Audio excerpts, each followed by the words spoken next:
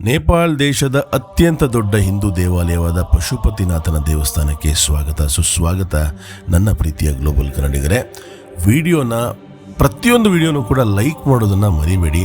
ಎಲ್ಲರೂ ವಿಡಿಯೋ ನೋಡ್ತಾ ಇದ್ದೀರಾ, ಆದರೆ ಲೈಕ್ ಮಾಡ್ತಾ ಇಲ್ಲ, ಶೇರ್ ಮಾಡ್ತಾ ಇಲ್ಲ, ಚಾನಲ್ ಸಬ್ಸ್ಕ್ರೈಬ್ ಮಾಡ್ತಾ ಇಲ್ಲ. ಇದರಿಂದ ಏನಾಗುತ್ತೆ ಅಂದರೆ ನಾವು ಮಾಡ್ತಿರೋಂತಹ ಪ್ರಯತ್ನಗಳು ಎಲ್ರಿಗೂ ರೀಚ್ ಆಗೋದಕ್ಕೆ ಬಹಳ ಕಷ್ಟ ಆಗ್ತಾಯಿದೆ. ನೀವೆಲ್ಲರೂ ಈ 3 ಕೆಲಸಗಳನ್ನು ಮಾಡಿದ್ರೆ ತುಂಬಾ ಚೆನ್ನಾಗಿ ನಾವು ಪ್ರತಿಯೊಬ್ಬರಿಗೂ ರೀಚ್ ಆಗ್ಬೋದು. ಗ್ಲೋಬಲ್ ಕನ್ನಡಿಗ ಕುಟುಂಬನ ಇನ್ನೂ ದೊಡ್ಡದಾಗಿ ಮಾಡ್ಕೊಂಡು ಹೋಗ್ಬೋದು. ಕಠ್ಮಂಡುವಿನ ಬಾಗ್ಮತಿ ನದಿಯ ಪದ್ಮದಲ್ಲಿ ಈ ಒಂದು ದೇವಸ್ಥಾನ ನೆಲೆಸಿದ್ದು ಶ್ರೀ ಶಿವನಿಗೆ ಸಮರ್ಪಿತವಾದ ಅತ್ಯಂತ ಪವಿತ್ರವಾದ ಸ್ಥಳ ಆಗಿದೆ. ಈ ದೇವಾಲಯ ಸುಮಾರು 1600 ವರ್ಷಕ್ಕೂ ಹಳೆಯದಾಗಿ 5ನೇ ಶತಮಾನದಲ್ಲಿ ಸ್ಥಾಪನೆ ಮಾಡಲಾಯಿತು ಅಂತ ಹೇಳ್ತಾರೆ. ಬಹಳ ವಿಶೇಷವಾದ ಶಿವಲಿಂಗ ಇದೆ ಒಳಗೆ. 4 ಮುಖದ ಶಿವಲಿಂಗ. ಇದು ಶಿವನ ಸೃಷ್ಟಿ, ಸಂರಕ್ಷಣೆ, ಧ್ವಂಸ ಮತ್ತು ಕರುಣೆಯನ್ನು ಪ್ರತಿನಿಧಿ ಮಾಡುತ್ತೆ. ಇಲ್ಲಿಯ ದೇವಸ್ಥಾನದ ನವರತ್ನ ಶೈಲಿಯ ಆರ್ಕಿಟೆಕ್ಚರ್ ಕೂಡ ಬಹಳ ವಿಶೇಷವಾದ ವಿನ್ಯಾಸ ಮತ್ತು ಚಿನ್ನದ ಮೇಲ್ಛಾವಣಿ, ಬೆಳ್ಳಿ ಬಾಗಿಲುಗಳು. ಹೆಂಗೆ ಕಾಣುತ್ತೆ ಅಂದರೆ ಬಹಳ ವಿಶೇಷ. ಒಳಗೆ ಫೋಟೋಗ್ರಫಿ, ವಿಡಿಯೋಗ್ರಫಿ ಎಲ್ಲವಿಲ್ಲ, ಅದಕ್ಕೆ ಡಿಸ್ಕ್ರಿಪ್ಷನಲ್ಲೇ ಹೇಳಬೇಕಾಗತ್ತೆ. ಆದರೂ ಕೈಲಾದಷ್ಟು ಇವತ್ತು ನಿಮಗೆ ಈ ಒಂದು ಅತ್ಯದ್ಭುತವಾದ ದೇವಸ್ಥಾನವನ್ನು ತೋರಿಸುವಂಥ ಪ್ರಯತ್ನ ಇರುತ್ತೆ. ಸ್ವಾಗತ ಎಲ್ಲರಿಗೂ. ಶಿವ ಶಂಕರಾಯ ಶುದ್ಧಾಯ ನೀಲಕಂಠಾಯ ಧೀಮಹಿ ಭಕ್ತವಾಂಛಿತದಾತಾರಂ ನಮಃ ಕೈಲಾಸವಾಸಿನೇ.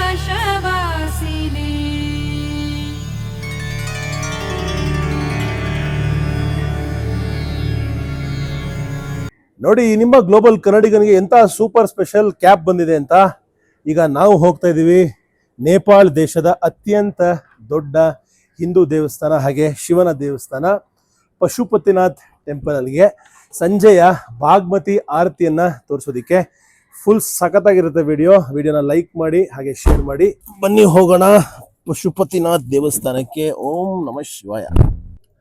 ಸೊ ಚೈನೀಸ್ EV ಕಾರಲ್ಲಿ ಹಿಂದೂ ದೇವಸ್ಥಾನಕ್ಕೆ ಹೋಗ್ತಾರೋ ಈ ನಿಮ್ಮ ಗ್ಲೋಬಲ್ ಕನ್ನಡಿಗ. ಸೊ ನಮ್ಮ ಜೊತೆಗಿದ್ದಾರೆ ನಮ್ಮ ಬ್ರದರ್ ಸುಜಲ್, ನಮ್ಮ ಟ್ಯಾಕ್ಸಿ ಡ್ರೈವರ್. ಇವ್ರ ಹೆಸರು ಕೇಳೋಣ. आपका नाम क्या है भाई? What is your name? Rocky. Rocky bro, ಈ ಕಾರನ್ನ 50 ಲಕ್ಷ ನೇಪಾಳಿ ರೂಪಾಯಿ ಕೊಟ್ಟು ತಗೊಂಡ್ರಂತೆ. ಅಂದ್ರೆ ಸರಿ ಸುಮಾರು 30 ಲಕ್ಷ ಹೋಗ್ಯಾಕೆ 30 lakhs ಇಂಡಿಯನ್ ರುಪೀಸ್. 30 ಲಕ್ಷ ಕೊಟ್ಟು ತಗೊಂಡಿದ್ರಂತೆ ಕಾರು. ಅದರಲ್ಲಿ ಟ್ಯಾಕ್ಸಿ ಓಡಿಸ್ತಾ ಇದ್ದಾರೆ. So you are happy? Do you drive part time or do you drive full time? Part time. Other time you work some other job. Okay. So ಇಲ್ಲಿ ಸಾಕಷ್ಟು ಜನಗಳನ್ನ ಈ ರೀತಿ ನೋಡಿದೆ. 2 ವೀಲರ್ ಟ್ಯಾಕ್ಸಿ ಓಡಿಸೋರು ಕೂಡ ಪಾರ್ಟ್ ಟೈಮ್ ಓಡಿಸ್ತಾರೆ, ಅದನ್ನು ಬೇರೆ ಕೆಲಸ ಮಾಡ್ತಾರೆ. ಮಧ್ಯ ಯಾವಾಗ ಬೇಕು ಅಪ್ಲಿಕೇಶನ್ ಆನ್ ಮಾಡ್ಕೋತಾರೆ. ಒಂದು ರೀತಿಯ ಸೈಡ್ ಇನ್ಕಮ್ನ ಕ್ರಿಯೇಟ್ ಮಾಡ್ಕೊಂಡಿದ್ದಾರೆ. ಒಳ್ಳೇದಾಗಲಿ ಎಲ್ಲರಿಗೂ. ನಮಗಂತೂ ಸಿಕ್ಕಾಪಟ್ಟೆ ಹೆಲ್ಪ್ ಆಗುತ್ತೆ. ಎಸ್ಪೆಷಲಿ ಈ ಥರ ಒಳ್ಳೊಳ್ಳೆ ಕಾರೆಲ್ಲ ಸಿಕ್ಕಿದಾಗ ಇನ್ನೂ ಖುಷಿ ಆಗುತ್ತೆ. ಒಂದು ಲಕ್ಸುರಿ ಫೀಲಿಂಗ್ ಬರುತ್ತೆ. ಇವತ್ತು ಪಂಚೆ ಹಾಕಿರೋದಕ್ಕೆ, ನಮ್ಮ ಕರ್ನಾಟಕದ ಉಡುಗೊರೆ ಹಾಕೊಂಡು ಬಂದಿರೋದಕ್ಕೆ, ಹಾಗೆ ನೇಪಾಳಿ ಟೋಪಿ ಹಾಕೊಂಡು ಬಂದಿರೋದಕ್ಕೆ. ಕ್ಲೀನಾಗಿ ಹೋದ್ರೆ ಟೆಂಪಲ್ಗೆ ಈ ರೀತಿ AC ಗಿಸಿ ಹಾಕೊಂಡು ತಣ್ಣಗೆ ಚೆನ್ನಾಗಿರುತ್ತೆ. ಗಂಟೆ ಬೇರೆ ಇದೆ ಇದರಲ್ಲಿ. ಗಂಟಾ ಕ್ಯೂ ಲಗಾಯ ಭಾಯ್? गणेश मंदिर के लिए रखा था। हाँ, गणेश मंदिर रखने के लिए पर टाइम नहीं मिला। ಭಗವಾನ್ ಕೆ ಲಿಯೇ ರಖಾ ಔರ್ ಕಾರ್ ಮೇ ರಹ ಗಯಾ. ಅಯ್ಯಯ್ಯೋ, ದೇವ್ರಿಗೋಸ್ಕರ ತಂದ್ರಂತೆ, ಕಾರಲ್ಲೇ ಇಟ್ಬಿಟ್ರಂತೆ. ಕಾಯಕವೇ ಕೈಲಾಸ. ಸೊ ಕಾರು ಕೂಡ ಭಗವಂತನ ಲೆಕ್ಕನೇ ಇವ್ರಿಗೆ. ಸೊ ಕಾರಲ್ಲೇ ಇದೆ ಬಿಡಿ, ಇಲ್ಲಿ. ಇದು ನಮ್ಮ ಕಟ್ಟ ಕಡೆಯ ಸಂಜೆ ನೇಪಾಳ ದೇಶದಲ್ಲಿ. ನಾಳೆ ಬೆಳಗ್ಗೆ 10:50ಕ್ಕೆ ನನಗೆ ಫ್ಲೈಟ್ ಇದೆ ಭಾರತ ದೇಶಕ್ಕೆ. ನಮ್ಮ ಬ್ರದರು ಸುಜಲ್ ಹತ್ರ ಒಂದು ವಿಷಯನ ಮಾತಾಡ್ತಾ ಇದ್ದೆ. ಅವರ ಎಲ್ಲ ಕಡೆನೂ ಚೈನೀಸ್ ಇನ್ಫ್ಲೂಯೆನ್ಸ್ ತುಂಬ ಜಾಸ್ತಿ ಆಗಿದೆ. ಇಲ್ಲಿ ನಿಮಗೆ ಗೊತ್ತಿದೆ, ಟಿಬೆಟ್ ದೇಶವನ್ನು ಕೂಡ ಸಾಕಷ್ಟು ವರ್ಷಗಳ ಹಿಂದೆ ಚೈನಾ ಅತಿಕ್ರಮ ಪ್ರವೇಶ ಮಾಡಿ ಇಡೀ ದೇಶವನ್ನು ಬಾಚಿಕೊಂಡು ಟಿಬೆಟಿಯನ್ಸ್ನೆಲ್ಲ ಓಡಿಸಿ ಅಲ್ಲಿದ್ದಂತಹ ದೇವಸ್ಥಾನಗಳನ್ನು, ಮೂರ್ತಿಗಳನ್ನು, ಬುದ್ಧನ ಮೂರ್ತಿಗಳನ್ನೆಲ್ಲ ಡಿಸ್ಟ್ರಾಯ್ ಮಾಡಿ. ಯಾಕಂದರೆ ಚೈನೀಸು ಒಂದು ಕಮ್ಯುನಿಸ್ಟ್ ರಾಷ್ಟ್ರ. ಅವರು ಯಾವುದೇ ದೇವರನ್ನ ನಂಬಲ್ಲ. ಅವರೆಲ್ಲ ನಾಸ್ತಿಕರು. ಅವ್ರು ನಾಸ್ತಿಕರು ಆಗಿರ್ಬೋದು, ಆದರೆ ಇಡೀ ಪ್ರಪಂಚ ನಾಸ್ತಿಕ ಅಲ್ಲ. ಅವರು ಟಿಬೆಟ್ನ ಅಟ್ಯಾಕ್ ಮಾಡಿ ಕಬಳಿಸಿ ತದನಂತರ ಅದನ್ನು ಕಟ್ ಮಾಡಿ ಅನೆಕ್ಸ್ ಮಾಡಿ ಇದು ಚೈನಾ ಅಂತ ಮಾಡಿಕೊಂಡು ಈಗ ಹಾಂಗ್ಕಾಂಗ್ನ ಕೂಡ ಅದೇ ರೀತಿ ಮಾಡೋಕ್ಕೆ ಟ್ರೈ ಮಾಡ್ತಾ ಇದ್ದಾರೆ. 2047 ಒಳಗೆ ಅದು ಕೂಡ ಚೈನಾ ಆಗೋಗುತ್ತೆ. ಆ ಜಗಳ ಕೂಡ ನಡೀತಾ ಇದೆ. ಮತ್ತು ತೈವಾನಲ್ಲಿ ಕೂಡ ಒಂದು ದೊಡ್ಡ ಯುದ್ಧದ ಸಾಧ್ಯತೆ ಇದೆ ಆದಷ್ಟು ಬೇಗ. ಇದೆಲ್ಲದರ ನಡುವೆ ಬ್ರದರ್ ಹೇಳ್ತಾ ಇದ್ರು ನೇಪಾಳಲ್ಲೂ ಕೂಡ ತುಂಬ ಇನ್ಫ್ಲೂಯೆನ್ಸ್ ಇದೆ. ನಾನು ಅದಕ್ಕೆ ಹೇಳಿದೆ, ಅಕಸ್ಮಾತ್ ನೇಪಾಳ ದೇಶವನ್ನು ಚೈನಾ ನಮಗೆ ಬೇಕು ಅಂತ ಕಬಳಿಸ್ಕೊಂಬಿಟ್ರೆ ಇವಾಗ ಅರುಣಾಚಲ್ ಪ್ರದೇಶ್ ನಮ್ಮದು ಅಂತ ಹೇಳ್ತಾರೆ. ಅವಾಗ ಏನು ಮಾಡ್ತೀರಾ ಅಂದೆ. ಅಯ್ಯೋ ನಾವು ಚೈನೀಸ್ ಸಿಟಿಸನ್ ಆಗ್ಬಿಟ್ಟು ಖುಷಿಯಾಗಿರ್ತೀನಿ ಅಂದರು. ಒಬ್ಬ ಯಂಗ್ಸ್ಟರ್ ಆಗವರು ಸಡನ್ ಒಂದು ಮಾತಲ್ಲಿ ಹೇಳ್ತಾ ಇದ್ದಾರೆ. ಆದರೆ ಇದನ್ನು ಕರೆಕ್ಟಾಗಿ ಅವಲೋಕನ ಮಾಡಿದಾಗ ನಮ್ಗೆ ಅರ್ಥ ಆಗುತ್ತೆ. ಯಾರೋ ಒಬ್ಬರು ಈಗ ಮೊಘಲರು ಬಂದು ನಮ್ಮ ಭಾರತ ದೇಶವನ್ನು ಆಕ್ರಮಣ ಮಾಡಿ ಯುದ್ಧ ಮಾಡಿ ನಮ್ಮ ಕಲ್ಚರ್ನ ಬದಲಾಯಿಸುವಂತಹ ಪ್ರಯತ್ನ ಮಾಡಿದಾಗ ಏನಾಯಿತು ಅಂತ ನೀವು ನೋಡಿದ್ದೀರಾ. ಕಾಶ್ಮೀರಲ್ಲಿ ಎಕ್ಸೋಡಸ್ ನೋಡಿದ್ದೀರಾ. ಕಾಶ್ಮೀರಲ್ಲಿ ಸಂಪೂರ್ಣವಾಗಿ 100% ಹಿಂದೂಗಳಿದ್ದಂತಹ ಜಾಗವನ್ನು ಇವತ್ತು 98% ಮುಸ್ಲಿಂ ಲ್ಯಾಂಡ್ ಮಾಡಿದ್ದಾರೆ. ಅಂದರೆ ಈಗ ನಾನು ಹೇಳ್ತಾ ಇರೋದು ನಾನು ಯಾವ ಮತದ ಅಗೇನ್ಸ್ಟ್ ಅಥವಾ ಪರ ಅಂತ ನಾನು ಹೇಳ್ತಾ ಇಲ್ಲ. ಈಗ ಗೋವಾ ಕೂಡ ಒಂದು ಹಿಂದೂ ನಾಡಾಗಿತ್ತು, ಆದರೆ ಪೋರ್ಚುಗೀಸ್ ಬಂದು ಅಲ್ಲಿ ಅದನ್ನು ಪೋರ್ಚುಗಲ್ ಸ್ಟೈಲಲ್ಲಿ ಪೋರ್ಚುಗಲ್ ಇನ್ಫ್ಲೂಯೆನ್ಸ್ ತಂದು ಸಂಪೂರ್ಣವಾಗಿ ಆ ರೀತಿ ತೊಗೊಂಡೋಗ್ಬಿಟ್ರು. ಸೊ ನಾವು ನಮ್ಮತನವನ್ನು ಬಿಟ್ಕೊಡಕ್ಕೆ ಸಾಧ್ಯನಾ ಅನ್ನೋದೇ ಈ ಪ್ರಶ್ನೆ. ಈಗ ನೇಪಾಳ ದೇಶದಲ್ಲಿ ಚೈನಾ ಏನಾದ್ರು ಆಕ್ರಮಣ ಮಾಡಿಕೊಂಡ್ರೆ ದೇವಸ್ಥಾನಗಳನ್ನ ಕೆಡವುತ್ತಾರೆ, ಮನೆಗಳಲ್ಲಿರುವಂತಹ ದೇವರನ್ನ ಬಿಸಾಕ್ತಾರೆ.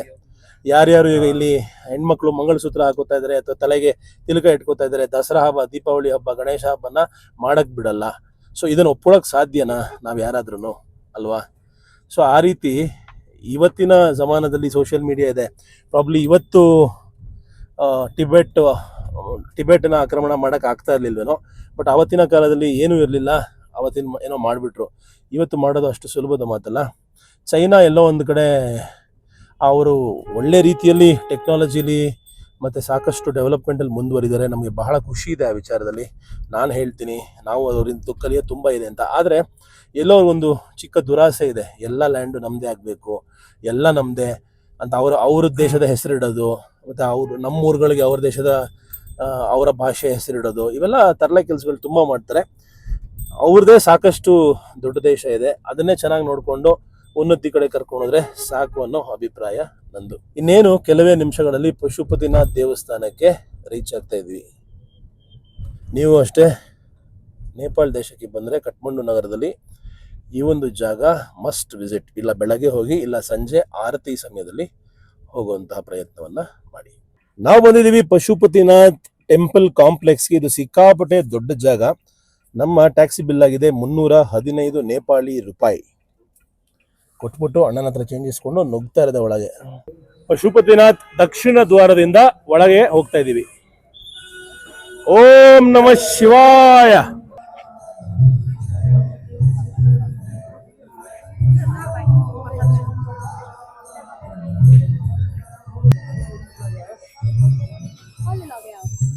ಸೊ ಶಿವನಿಗೋಸ್ಕರ ರುದ್ರಾಕ್ಷಿ, ಊದ್ಕಡ್ಡಿ, ಹೂವು, कोकोनट ಎಲ್ಲನೂ ತಗೊಂಡು ಹೋಗ್ತಾ ಇದೀವಿ. प्लास्टिक लेके आए 250 रुपीज आप लोग।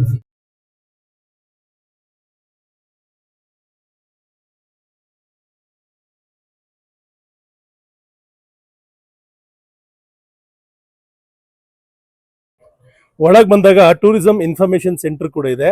ಹಾಗೆ ಇಲ್ಲಿ ಸಾಕಷ್ಟು ಕಳ್ಳನ ಮಕ್ಕಳಿದ್ದಾರೆ, ಪಿಕ್ ಪಾಕೆಟರ್ಸ್ ಇರ್ತಾರೆ. ಸೊ ಭಾಳ ಹುಷಾರಾಗಿರ್ಬೇಕು ಫ್ಯಾಮಿಲಿ ಜೊತೆಗೆ ಬಂದರೆ. ವಸ್ತುಗಳನ್ನೆಲ್ಲ, ಇಂಪಾರ್ಟೆಂಟ್ ವಸ್ತುಗಳು, ಬೇಡದಿರುವಂತಹ ಇಂಪಾರ್ಟೆಂಟ್ ವಸ್ತುಗಳನ್ನ ಕೂಡ ನೀವು ಹೋಟೆಲಲ್ಲಿ ಇಟ್ಟು ಬನ್ನಿ, ಅಥವಾ ನೀವು ಬಂದಿರುವಂತಹ ಕಾರು ಅಥವಾ ವೆಹಿಕಲ್ ಇಟ್ಟು ಬನ್ನಿ, ಅಥವಾ ಒಂದು ಕರೆಕ್ಟಾಗಿರುವಂತಹ ಬ್ಯಾಗಲ್ಲಿ ಹಾಕ್ಕೊಂಡು ಸೆಕ್ಯೂರ್ ಮಾಡ್ಕೊಂಡಿದ್ದೀವಿ. ಅಲ್ಲಿ ಹಾಕಿದ್ದಾರೆ ನೋಡಿ ಎಲ್ಲ ಕಳ್ಳನ ಮಕ್ಕಳು ಫೋಟೋ. ಈ ಇಡೀ ದೇವಸ್ಥಾನದ ವಿಸ್ತೀರ್ಣ ಎಷ್ಟು ಅಂತ ಕೇಳಿದ್ರೆ ಶಾಕ್ ಆಗ್ತೀರಾ. 652 ಎಕರೆ ಅಷ್ಟು ದೊಡ್ಡ ಜಾಗದಲ್ಲಿ ಈ ಒಂದು ದೇವಸ್ಥಾನದ ಕಾಂಪ್ಲೆಕ್ಸ್ ಇರೋದು. ಏನು ಓಕೆ ಫಸ್ಟ್ ಲಾಕರ್ ತಗೋಬೇಕು ನಮ್ಮ ಪಾದರಕ್ಷೆಗಳನ್ನು ಇಡೋದಕ್ಕೋಸ್ಕರ. ಬ್ಯಾಗ್ ಇಟ್ಟಿದ್ದಾರೆ, ಬ್ಯಾಗಲ್ಲಿ ಚಪ್ಪಲಿಗಳನ್ನ ಬಿಟ್ಟು ಅಲ್ಲಿ ಒಳಗೆ ಕೊಡಬೇಕು. ಇಲ್ಲಿ ಚಪ್ಪಲಿ ಬಿಡೋದಕ್ಕೆ ಯಾವುದೇ ರೀತಿಯ ಖರ್ಚಿಲ್ಲ, ಇದೊಂದು ಫ್ರೀ ಸರ್ವಿಸು. ಅಲ್ಲಿಟ್ಟು ಹೋಗ್ಬೋದು ಮುಂದಕ್ಕೆ. ಈಗ ನಾವು ದೇವಸ್ಥಾನದ ಕಡೆ ಹೋಗ್ತಾ ಇದ್ದೀವಿ. ನೀವು ಗಮನ ಹರಿಸಿದ್ರೆ ಎಲ್ಲ ಕಾಂಪೌಂಡ್ಗೆ ಕೇಸರಿ ಬಣ್ಣವನ್ನು ಬಳಿದಿದ್ದಾರೆ. ಓಂ ನಮಃ ಶಿವಾಯ.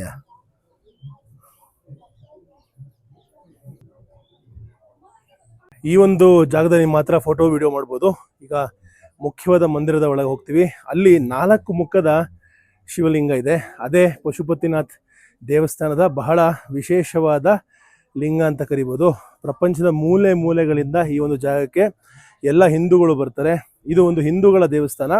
ಒಳಗೆ ಮಂದಿರದ ಒಳಗೆ ಬೇರೆ ಧರ್ಮದ ಜನಗಳಿಗೆ ಬರೋದಕ್ಕೆ ಅವಕಾಶ ಇಲ್ಲ. ಟೆಂಪಲ್ ಕಾಂಪ್ಲೆಕ್ಸ್ಗೆ ಬರ್ಬೋದು, ಆದರೆ ಮುಖ್ಯವಾದ ಶಿವಲಿಂಗದ ಜಾಗಕ್ಕೆ ಬೇರೆ ಧರ್ಮದವ್ರಿಗೆ ಹೋಗೋದಕ್ಕೆ ಅವಕಾಶ ಇಲ್ಲ. ದಸರಾದ ಪವಿತ್ರವಾದ ಸಮಯದಲ್ಲಿ, ನವರಾತ್ರಿಯ ಪವಿತ್ರವಾದ ಸಮಯದಲ್ಲಿ ಶಿವನ ದೇವಸ್ಥಾನಕ್ಕೆ ಬರ್ತಿರೋದು ಬಹಳ ಖುಷಿಯ ವಿಚಾರ.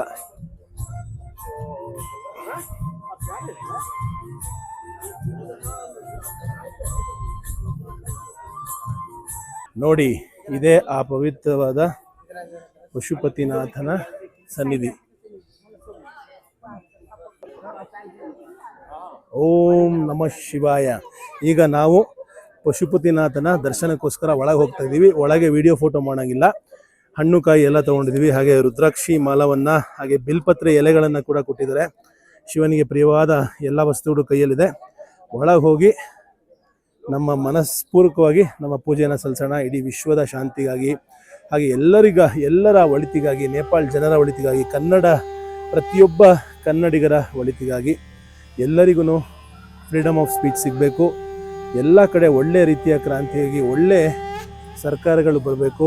ಜನರ ಒಳಿತಿಗಾಗಿ, ರೈತರ ಒಳಿತಿಗಾಗಿ, ಸಾಮಾನ್ಯ ಮನುಷ್ಯನ ಒಳಿತಿಗಾಗಿ ದುಡಿಯುವಂತಹ ಸರ್ಕಾರಗಳು ಬಂದು ಎಲ್ಲ ಕಡೆನೂ ಜನರು ಸುಖ ಶಾಂತಿಯಿಂದ ಬದುಕೋಗಾಗಲಿ ಅಂತ ಹೇಳ್ತಾ ಓಂ ನಮಃ ಶಿವಾಯ.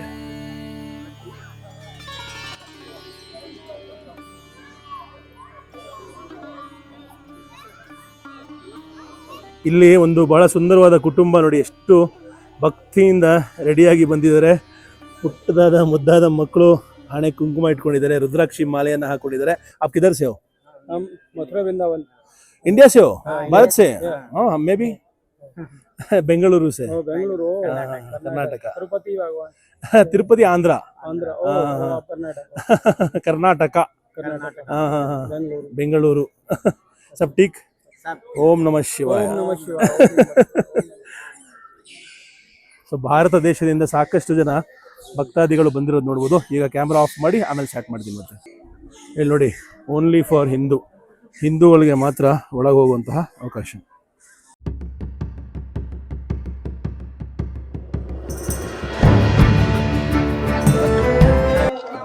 ಧನ್ಯನಾದೆ. ಅತ್ಯದ್ಭುತವಾದ ದರ್ಶನ ಆಯ್ತು ಈಗಷ್ಟೇ ಪಶುಪತಿನಾಥನದು. ಒಳಗೆ ಏನ್ ಸಿಸ್ಟಮ್ ಅಂದ್ರೆ, ಹೋಗ್ತಿದ್ದಂಗೆ ದೊಡ್ಡದು, ಸಿಕ್ಕಾಪಟ್ಟೆ ದೊಡ್ಡ ನಂದಿ ಇದೆ. ಹಾಗೆ ಕೇಸರಿಯಿಂದ ಕೂಡಿರುವಂತಹ ಹನುಮಂತ ಇದ್ದಾನೆ. ಅವರಿಬ್ಬರ ಆಶೀರ್ವಾದ ಪಡೆದು ಮುಂದೆ ಹೋದ್ರೆ ದೊಡ್ಡ ನೇಪಾಳಿ ಆರ್ಕಿಟೆಕ್ಚರ್ ಸ್ಟೈಲಲ್ಲಿ ಒಂದು ಶ್ರೈನ್ ಇದೆ. ಆ ಶ್ರೈನ್ನ ಒಳಗೆ ಪಶುಪತಿನಾಥನ ಲಿಂಗ ಇದೆ, 4 ಮುಖದ ಲಿಂಗ. ಇದು ಬಹಳ ವಿಶೇಷ. ಈ ದೇವಸ್ಥಾನ ಏನಿದೆ 1625 ವರ್ಷ ಹಳೇದು. 400 AD ಈ ಒಂದು ದೇವಸ್ಥಾನವನ್ನ ನಿರ್ಮಾಣ ಮಾಡಿದ್ದು. ಯೋಚನೆ ಮಾಡಿ, ಎಷ್ಟು ಜನರೇಷನ್ಸ್ ಹಿಂದಿನ ದೇವಸ್ಥಾನ, ಎಷ್ಟು ಮಹತ್ವಪೂರ್ಣವಾದ ದೇವಸ್ಥಾನ ಅಂತ. ಈ ದೇವಸ್ಥಾನದ ಆವರಣಕ್ಕೆ ಇವತ್ತು ಬಂದು ಒಳಗೆ ಪೂಜೆ ಸಲ್ಲಿಸಿದ್ದು ಮನಸ್ಸಿನ ಒಳಗೆ ಒಂದು ಧನ್ಯತೆಯ ಭಾವ. ಈಶ್ವರನಿಗೆ, ಪಶುಪತಿನಾಥನಿಗೆ ಕೈ ಮುಗಿದಾಗ ಕಣ್ಣಲ್ಲಿ ನೀರು ಬಂತು. ಅಷ್ಟು ಸುಂದರವಾದ ಒಂದು ಎನರ್ಜಿ ಇದ್ದಂತಹ ಜಾಗ. ಖಂಡಿತ ನೀವೆಲ್ಲರೂ ಪಶುಪತಿನಾಥನ ದರ್ಶನಕ್ಕೆ ನೇಪಾಳಕ್ಕೆ, ಕಠ್ಮಂಡು ನಗರಕ್ಕೆ ಬರಲೇಬೇಕು ಅಂತ ವಿನಂತಿ ಮಾಡ್ಕೋತೀನಿ. ಒಳಗೆ ನಾವು ತಂದಂತಹ ಹಣ್ಣುಕಾಯನ್ನ ಮಾಡಿಸಿದ ನಂತರ ಪ್ರದಕ್ಷಿಣೆ ಹಾಕಿ ಅಲ್ಲಿ ನಾಗನ ದೇವಸ್ಥಾನ ಇದೆ. ಇನ್ನು ಹಾಗೆ ಸಾಕಷ್ಟು ಬೇರೆ ಬೇರೆ ದೇವಸ್ಥಾನ ಇದೆ, ಮತ್ತೆ 100 ಲಿಂಗಗಳಿದೆ. ಅದ್ರ ಜೊತೆಗೆಲ್ಲ ಹೋಗ್ಬೇಕು.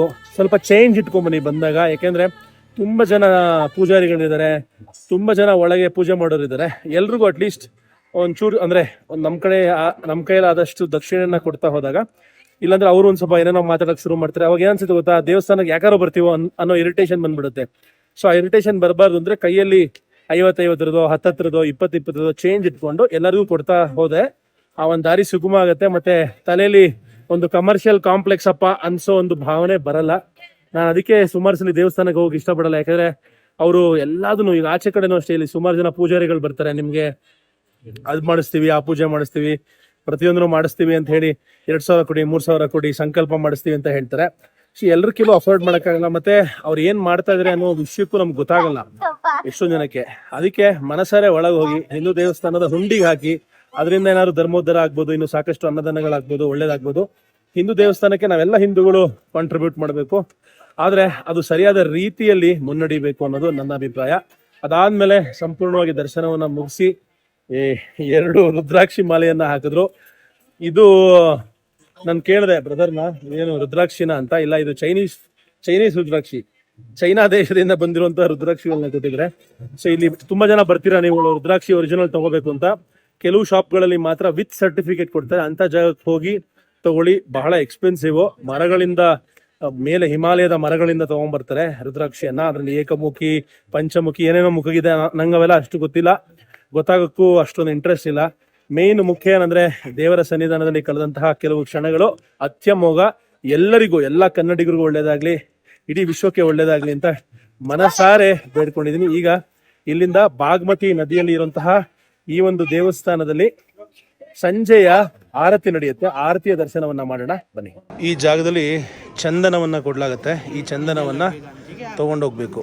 मम्मी को पापा को सबको लगा देना पशुपति नाथ। ಓಕೆ ಭಾಯ್, ಧನ್ಯವಾದ. आप भी लगा ले। ಹಾಕಿ ಆಪಿಡಾಲು. ಪಶುಪತಿನಾಥನ ಈ ಒಂದು ದೇವಸ್ಥಾನದ ಹಿಂದೆ ಸಾಕಷ್ಟು ರಹಸ್ಯ ವಿಷಯಗಳಿದೆ. ಇದನ್ನ ಹೆಂಗೆ ಫೈಂಡ್ ಔಟ್ ಮಾಡಿದ್ರು ಅನ್ನೋದಕ್ಕೆ ಒಂದು ಸ್ಟೋರಿ ಇದೆ. ಅದೇನಪ್ಪಾ ಅಂದ್ರೆ, ಒಂದು ಹಸು ಬಂದು ಈ ಒಂದು ಪ್ರದೇಶದಲ್ಲಿ ಹಾಲನ್ನ ತಾನಾಗೆ ಆಚೆ ಬಿಡಕ್ಕೆ ಶುರು ಮಾಡಿದಂತೆ. ಆಗ ಆಶ್ಚರ್ಯಗೊಂಡ ಜನರು ಆ ಜಾಗವನ್ನ ಅಗದ್ರಂತೆ. ಅಗದಾಗ ಇಲ್ಲಿನ ಶಿವಲಿಂಗ ಸಿಕ್ತು ಅಂತ ಒಂದು ಮೈಥಾಲಜಿ ಕತೆ ಹೇಳುತ್ತೆ. ಇನ್ನೊಂದು ಮೈಥಾಲಜಿ ಕತೆ ಏನಂತ ಹೇಳ್ತಾರೆ ಅಂದ್ರೆ, ಶಿವನೇ ಒಂದು ಡಿಯರ್ ಅಥವಾ ಜಿಂಕೆಯ ರೂಪದಲ್ಲಿ ಬಂದು ಇಲ್ಲಿ ಸುತ್ತಾಡ್ತಾ ಇದ್ದ ಈ ಒಂದು ಪ್ರದೇಶದಲ್ಲಿ, ಅವನಿಗೆ ಇಷ್ಟವಾದ ಪ್ರದೇಶದಲ್ಲಿ. ಆಗ ಒಂದು ಕೊಂಬು ಉದುರು ಹೋಗಿ ಆ ಒಂದು ಕೊಂಬು ಇಲ್ಲಿರುವಂತಹ ಶಿವಲಿಂಗ ಆಯ್ತು ಅನ್ನೋ ಕೂಡ ಒಂದು ಕತೆ ಇದೆ. ಸೊ ಇವೆಲ್ಲ ಇಲ್ಲಿನ ಮೈಥಾಲಜಿ ಕತೆಗಳು. ನನ್ನ ಕೇಳೋದಾದ್ರೆ, ಪಶುಪತಿನಾಥನ ದೇವಸ್ಥಾನಕ್ಕೆ ನೀವು ಯಾವ ರೀತಿ ಬರಬೇಕು ಅಂದ್ರೆ, ಕರೆಕ್ಟಾಗಿ ಸಂಜೆ 4 ಗಂಟೆ ಹಂಗೆ ಬನ್ನಿ. ಸಮಯ ಇದ್ರೆ ಬೆಳಗಿನ ದರ್ಶನವೂ ಕೂಡ ಚೆನ್ನಾಗಿರುತ್ತೆ. ಆದರೆ ಸಂಜೆ ಆರತಿಯನ್ನು ನೋಡಬೇಕು ಅಂತಿದ್ರೆ ಸಂಜೆ 4 ಗಂಟೆಗೆ ಬನ್ನಿ. ಆವಾಗ ಬೆಳಕಿರುತ್ತೆ. ಬೆಳಕಿನ ದೃಶ್ಯಾವಳಿಯನ್ನು ಅನುಭವಿಸಿ ಅದಾದ ಮೇಲೆ ಸಂಜೆ ಆಚೆ ಬರೋಷ್ಟೊತ್ತಿಗೆ ಕತ್ಲಾಗಿರುತ್ತೆ. ಇವಾಗ ನಮ್ಗೆ ಆದಂಗೆ ಸೀದಾ ನಾವು ಆರತಿಗೆ ಹೋದ್ರೆ ಆರತಿಯ ಸೊಬಗನ ಕೂಡ ನೋಡ್ಬೋದು, ಕಣ್ ತುಂಬಿಕೊಂಡು ಆಮೇಲೆ ಶಿವ ಅಂತ ಊಟ ಗೀಟ ಮಾಡಿ ಮಲಗ್ಬೋದು. ಸಂಜೆಯ ಆರತಿಯನ್ನು ತೋರಿಸೋ ಮುಂಚೆ ಇಲ್ಲಿ ನೀವು ನೋಡ್ತಾ ಇದ್ದೀರಾ ಒಂದು ಬಹಳ ಮನ ಕಲಕುವ ದೃಶ್ಯಾವಳಿ. ತಮ್ಮ ಸ್ವಂತದವ್ರನ್ನ ಕಳ್ಕೊಂಡಂತಹ ಜನರು, ಆ ಒಂದು ಸತ್ತ ಆತ್ಮಗಳಿಗೆ ಮುಕ್ತಿ ಸಿಗಲಿ, ಶಾಂತಿ ಸಿಗಲಿ ಅನ್ನೋ ರೀತಿಯಲ್ಲಿ ನಮ್ಮ ಕಾಶಿಯಲ್ಲಿ ಹೇಗೆ ನಡೆಯುತ್ತೆ ಅದೇ ರೀತಿ ಇಲ್ಲೂ ಕೂಡ ದೇಹವನ್ನು ಸುಡಲಾಗ್ತಾ ಇದೆ. ಪಶುಪತಿನಾಥನ ಸನ್ನಿಧಾನದಲ್ಲಿ ಇದೊಂದು ಜಾಗನೇ ಮಾಡಿದ್ದಾರೆ ಇದಕ್ಕೋಸ್ಕರ ಅಂತ. ನೋಡಿ ಎಷ್ಟು ಆಲ್ಮೋಸ್ಟ್ 1 2 3 4 5 6 ಇಲ್ಲಿಂದ ಅಲ್ಲಿವರೆಗೂ ಸಂಪೂರ್ಣವಾಗಿ ಹೆಣಗಳನ್ನು ಸುಡಲಾಗ್ತಾ ಇದೆ. ಎಲ್ಲರ ಆತ್ಮಕ್ಕೆ ಶಾಂತಿ ಕೋರ್ತಾ ಅವರ ಕುಟುಂಬಕ್ಕೆ ಈ ಒಂದು ನೋವನ್ನು ಭರಿಸುವಂತಹ ಶಕ್ತಿಯನ್ನು ಕರುಣಿಸ್ಲಿ ಅಂತ ಕೇಳ್ಕೊಳ್ಳೋಣ. ಒಳ್ಳೇದಾಗ್ಲಿ. ಇದು ಬಾಗ್ಮತಿ ನದಿ. ಈಗ ಆರತಿಗೆ ಹೋಗ್ಬೇಕು ಅಂದ್ರೆ ಆ ಸೈಡ್ ಹೋಗ್ಬೇಕು. ಇವನ್ ಪರ್ಮಿಷನ್ ತಗೊಂಡೋಗ್ಬೇಕು.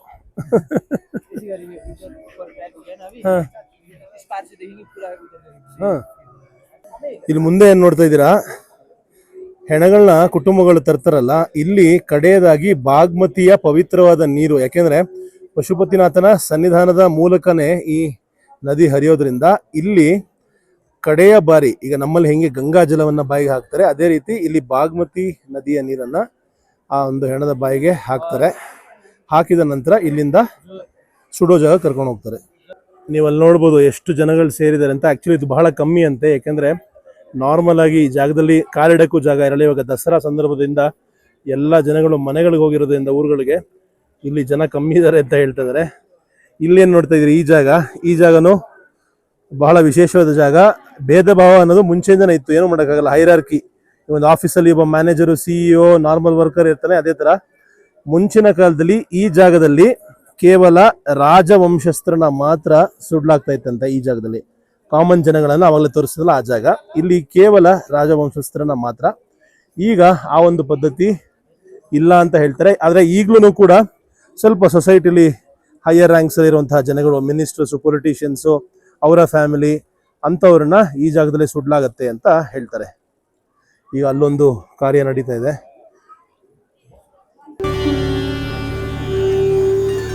शिव शङ्कराय शुद्धाय नीलकण्ठाय धीमहि भक्तवचेतनाय नमः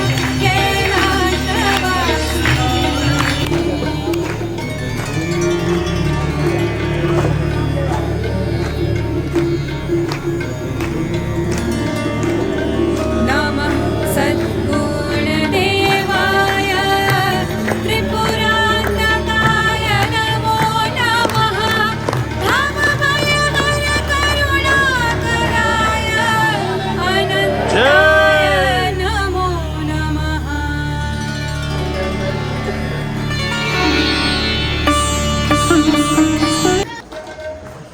ಆರತಿಯನ್ನು ಮುಗಿಸಿ ಮುಂದೆ ಹೋಗ್ತಾ ಇದ್ದೀವಿ. ಎಲ್ಲರೂ ಹೌದು ನಾವು ಕನ್ನಡದಲ್ಲಿ, ನೀವು ಕನ್ನಡದವರ ಇಲ್ಲಿಯವರು? ಓ ಸೂಪರ್ ಹೆಬ್ಬಾಳ್. ಇಲ್ಲಿ ನೋಡಿ ನಮ್ಮ ಸಬ್ಸ್ಕ್ರೈಬರ್ ಇದ್ದಾರೆ, ಗ್ಲೋಬಲ್ ಕನ್ನಡಿಗ ಸಬ್ಸ್ಕ್ರೈಬರು. ನನ್ನನ್ನು ನೋಡಿ ಯಾವುದೋ ಬಾಬಾ ಅನ್ಕೊಂಬಿಟ್ಟಿದ್ದಾರೆ ಫುಲ್ಲು. ನನಗೆ ಎಲ್ಲರೂ ಇಲ್ಲಿ ಇರೋ ಪೂಜಾರಿಗಳೆಲ್ಲ ನಾಮ ಹಾಕಿ ಕುತ್ತಿಗೆಗೆ ರುದ್ರಾಕ್ಷಿ ಮಾಲೆ ಹಾಕಿ ನನ್ನ ಬೇರೆ ಪರ್ಸನೇ ಮಾಡಿಬಿಟ್ಟಿದ್ದಾರೆ. ಗುರ್ತು ಸಿಗ್ಲಿಲ್ವಾ? ನೋಡಿದ್ರಾ? ಗುರ್ತೇ ಸಿಕ್ಕಿಲ್ಲ ರೀ ನಾನು. ಏನು ನಿಮ್ಮ ಹೆಸರು? ಕಿರಣ್. ಹೇಗಿದ್ದೀರಾ? ಎಲ್ಲ ಆರಾಮ? ಯಾರ್ಯಾರು ಬಂದಿದ್ದೀರಾ ನೇಪಾಳ್ಗೆ? ರಾಕೇಶ್ ಅವರು ನಮಸ್ಕಾರ. ರಾಜೇಶ್ವರಿ ನಮಸ್ಕಾರ. ಮೇಘನವ್ರು ಕೂಡ ಇದ್ದಾರಾ? ಸ್ವಾಗತ ಗ್ಲೋಬಲ್ ಕನ್ನಡಿಗ ಫ್ಯಾಮಿಲಿಗೆ. ಚೆನ್ನಾಗ್ತಾ ಇದೆಯಾ ಟ್ರಿಪ್ಪು?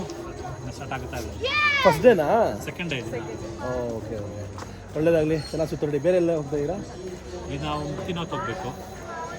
ಮುಕ್ತಿನಾಥಿಂದ ಮುಸ್ತಾಂಗಿನ ಮೇಲ್ಗಡೆ ಅಪ್ಪರ್ ಮುಸ್ತಾಂಗ್ ಟ್ರೆಕ್ ಎಲ್ಲ ಮಾಡ್ತಾ ಇದ್ದೀರಾ? ಯಾವುದು? ನಾವು ಮಾಡ್ತಾ ಅನ್ನಪೂರ್ಣ. ವಾವ್, ತುಂಬ ಕಷ್ಟ ರೀ ಅದು ಮಾಡ್ತಾ ಇರೋಲ್ಲ. ಕಷ್ಟ ಇದೆ ಅಲ್ಲ ಅದು? ಟಫ್ ಟ್ರೆಕ್ ಅದು. ಎಲ್ಲ 4 ಜನನೂ ಮಾಡ್ತಾ ಇದ್ದೀರಾ?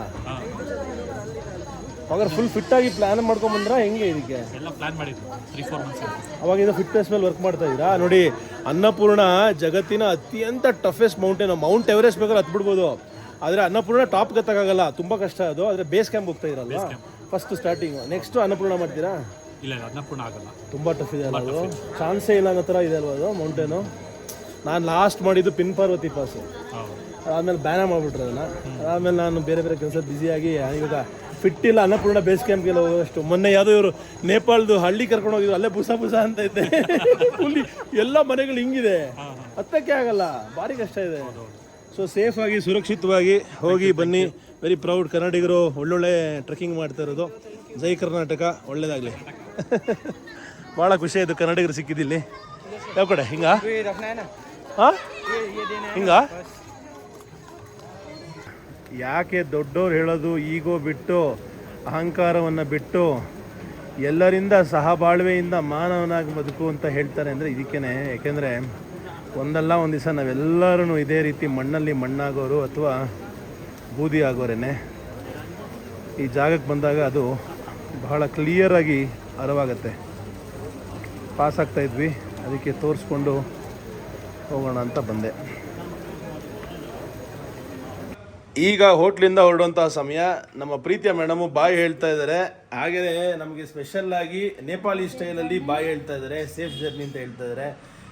ಧನ್ಯವಾದ ಮೇಡಮ್ ಜಿ, ಫಿರ್ ಮಿಲೇಂಗೆ. Thank you so much. Thank you. ಬಾಹರೇನಾ? Okay okay. ಆಚೆ ಇದೆ ನಮ್ಮ ಗಾಡಿ. 2 ವೀಲರ್ ಬುಕ್ ಮಾಡಿಕೊಂಡೆ, 122 ರೂಪಾಯಿಗೆ ಸಿಕ್ಕಿದೆ. ಚೆನ್ನಾಗಿತ್ತು ಹೋಟ್ಲು, ಬಹಳ ಸಿಂಪಲ್ ಹೋಟ್ಲು. ಆಮೇಲೆ ರೇಟು ಕೂಡ ಮ್ಯಾನೇಜಬಲ್ಲು, ಬಡ್ಜೆಟ್ ಟ್ರಾವೆಲರ್ಸ್ಗೆ perfectly suitable. Bye madam ji, bye. So ಅಣ್ಣನಿಗೆ ಫಸ್ಟು ದುಡ್ಡು ಕೊಟ್ಬಿಡೋಣ. ಬಾಯ್, ಗುಡ್ ಮಾರ್ನಿಂಗ್. ಹೇಳೋ, ಬಹುತ್ ಧನ್ಯವಾದ. ಚಲೇ, ये रेनकोट है. रेनकोट ಇಟ್ಕೊಂಡಿರ್ತಾರೆ ನೋಡಿ, ಎಷ್ಟು ಕಷ್ಟಪಡ್ತಾರೆ. ಒಳ್ಳೇದಾಗಲಿ ಎಲ್ಲ ಡ್ರೈವರ್ಸ್ಗೂ. ನೋಡಿದ್ರು ಹೋಣ ಏರ್ಪೋರ್ಟ್ಗೆ 2.5 ಕಿಲೋಮೀಟ್ರ್ ಆಲ್ಮೋಸ್ಟ್. ಹಾಗೆ ರಚಿಸ್ತೀವಿ.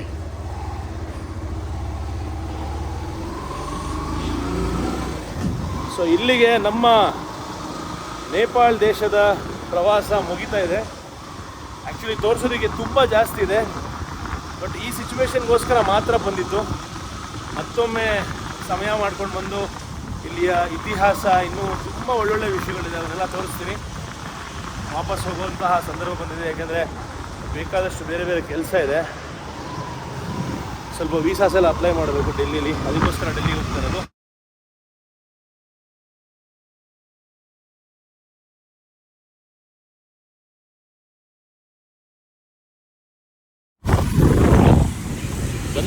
ಬಂದ್ವಿ ತ್ರಿಭುವನ್ ಅಂತಾರಾಷ್ಟ್ರೀಯ ವಿಮಾನ ನಿಲ್ದಾಣಕ್ಕೆ ಸ್ವಾಗತ. ಎಷ್ಟು ಚೆನ್ನಾಗಿ ಮಾಡಿದ್ದಾರೆ ನೋಡಿ, ದ್ವಾರನ ಎಂಟ್ರೆನ್ಸ್ ಸಕಲಾಗಿ ಮಾಡಿದ್ದಾರೆ. ಕೇಸರಿ ಬಣ್ಣದ ಕಂಬಗಳನ್ನ ಹಾಕಿದ್ದಾರೆ.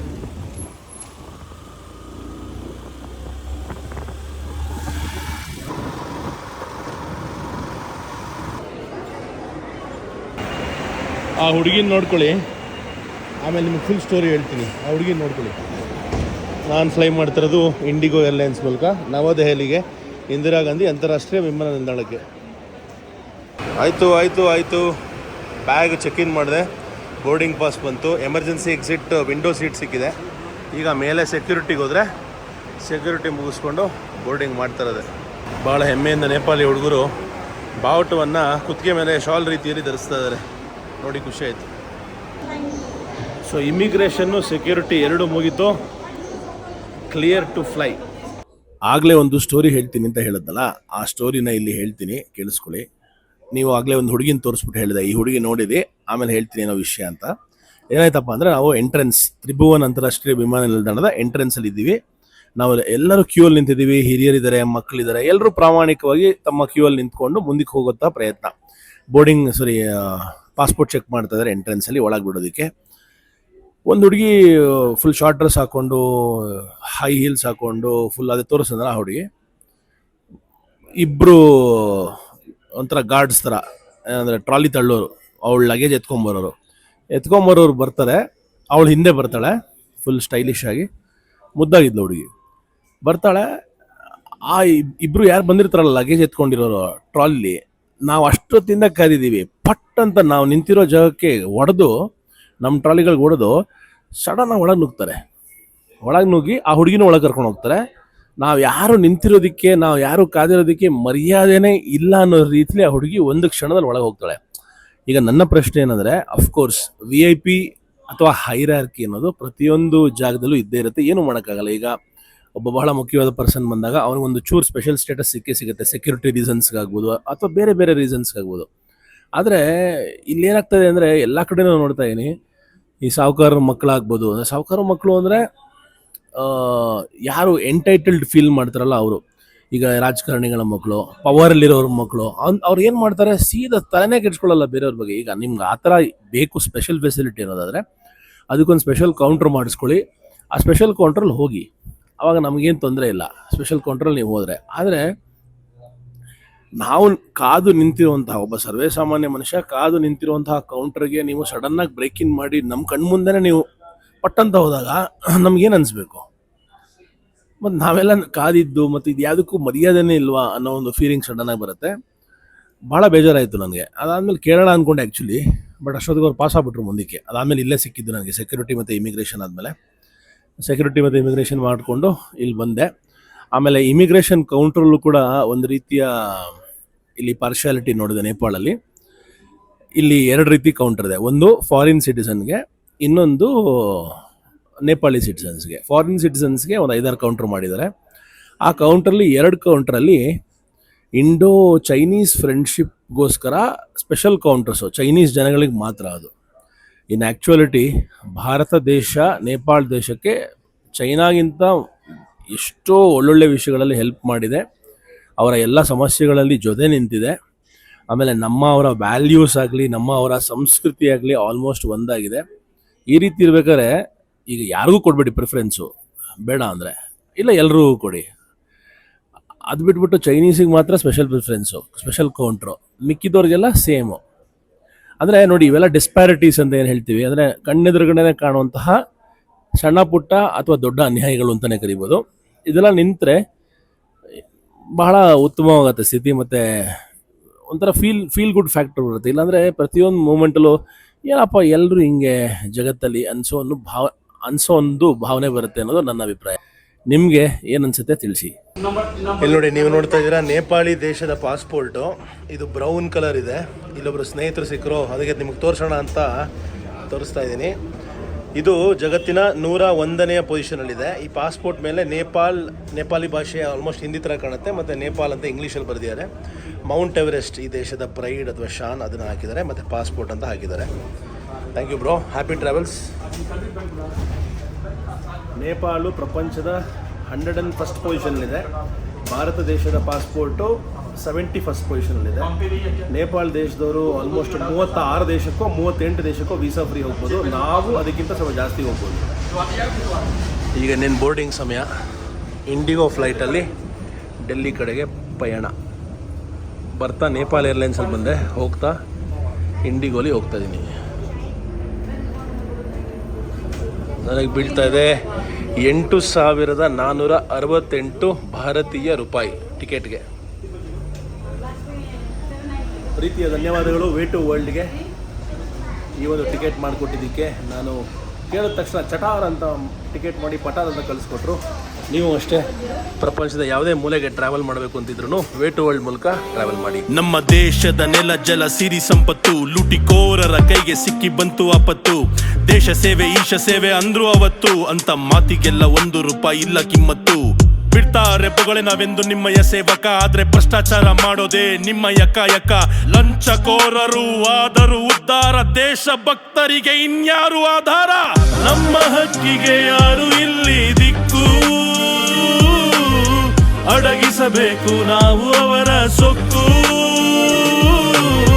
ನಮ್ಮ ಹಕ್ಕಿಗೆ ಯಾರು ಇಲ್ಲಿ ದಿಕ್ಕು, ನಾವೇ ಎಲ್ಲ ಕೇಳಿ ಪಡೆಯಬೇಕು.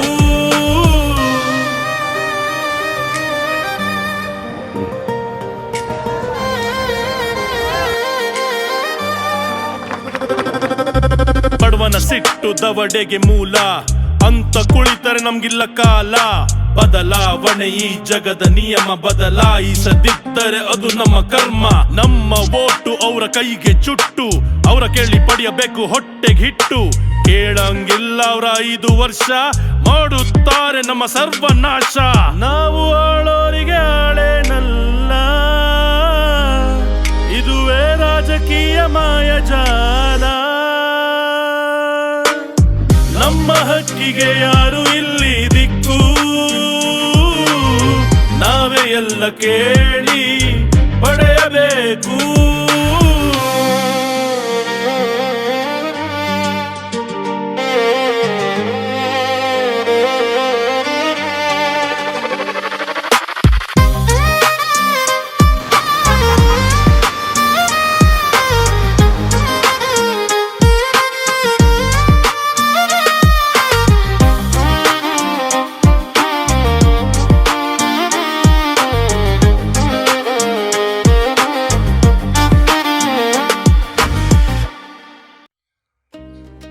ನಾಳೆ ಎಂದರಾಗದು, ಮುಂದೆ ಎಂದರಾಗದು, ಹಿಂದೆ ನೀನು ನಿರ್ಣಯಿಸಬೇಕು.